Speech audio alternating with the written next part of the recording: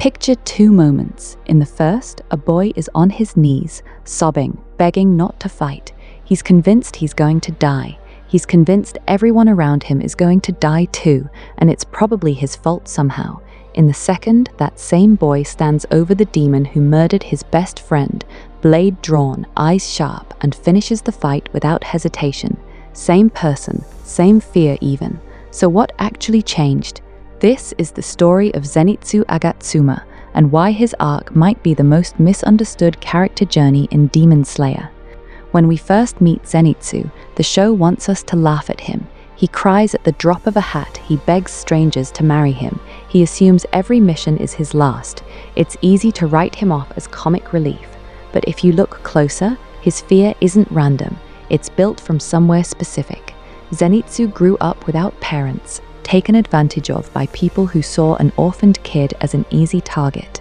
By the time his master, Jigoro Kuwajima, took him in, Zenitsu had already learned a hard lesson. The world hurts you, and you rarely see it coming.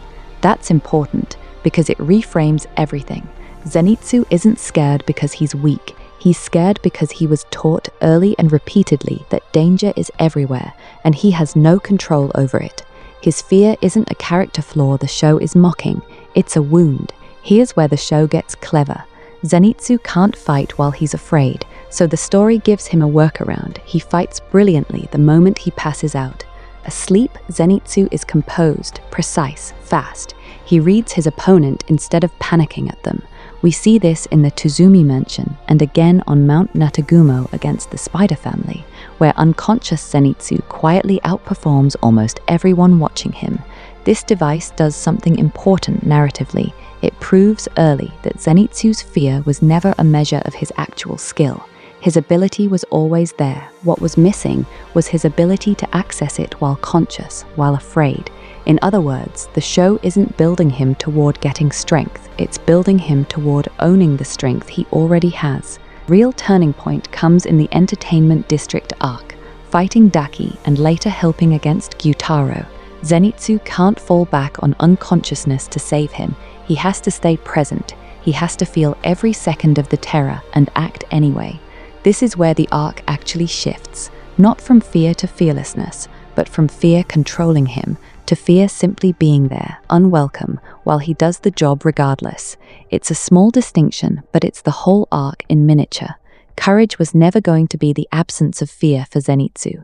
It was always going to be doing the thing while still afraid, a quite quintillion prologue.